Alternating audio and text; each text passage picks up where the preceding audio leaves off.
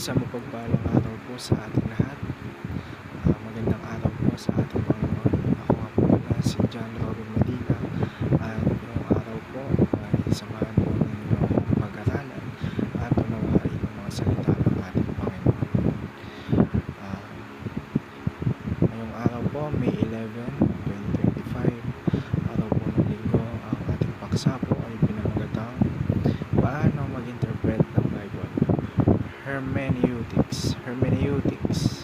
At ang pagsapot naman natin ay magmumula sa Nehemiah chapter 8 verse 8. Sinasabi po dito, they read from the book of the law of God, making it clear and giving the meaning so that the people understood what was being read. O sa Tagalog naman po, kaya't sila'y bumasa mula sa aklat sa kautusan ng Diyos na may pakahulugan. Kanilang ibinigay ang diwa, kaya't naunawaan ng mga tao ang binasa.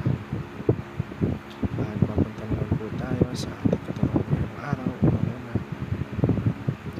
bago po tayo magsimula sa ating teachings, teachings po natin ay may kinalaman sa 3 principles of hermeneutics. Unang-una, tukuyin muna natin kung ano nga ba ang hermeneutics. Hermeneutics is the study of the correct methods of interpreting texts, especially the Bible. Sound hermeneutics helps us read God's Word faithfully, avoiding misinterpretation and error. It involves understanding the original context, grammar, history, and purpose of Scripture so we can rightly apply it today. Good theology begins with good interpretation. At yun nga po, mabalik po tayo sa ating katuruan ngayong araw. Unang-una po dyan, context gives the meaning of the text. Konteksto, kung ano nga ba yung mensahe na nakapaloob sa Biblia.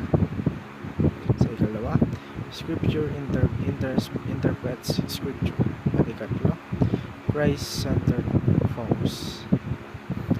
Nakapokus po ito lahat sa ating Panginoong Jesucristo.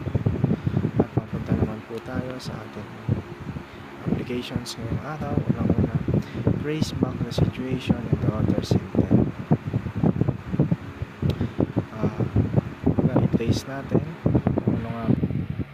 kung ano nga ba ang intensyon, kung anong nakapaloob doon sa sitwasyon na yun, kung ano ang intensyon ng manunulat. Sa ikalawa, test your interpretations against the whole Bible. At ikatlo, take one step closer to knowing God. Ang pag-interpret, hindi dapat tayo nakabase sa ating pansariling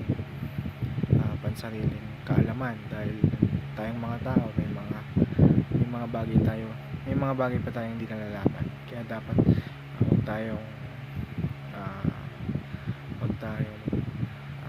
magtiwala lamang or dumepende lamang sa ating pansariling nalalaman. Kailangan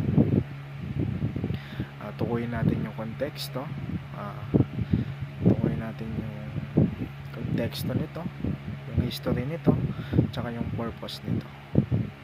At yun lamang po. At para tapusin po ang ating devotion ngayong araw ay samahan niyo po ako sa isang maikling panalangin. Lord, thank you for the gift of your word. Help me to love the truth and seek it diligently. Give me a hunger to read the Bible with care, humility, and joy. Teach me not just to read but to understand and obey. Guard me from error and pride. Make me a faithful student of your word, who rightly drives truth and applies it with wisdom. Holy Spirit, open my eyes to the depths of Scripture and transform my heart through it. May my understanding lead to a life that honors you. In Jesus' name I pray. Amen. Salamat po. Maraming salamat po sa inyong pakikinig. God bless us all.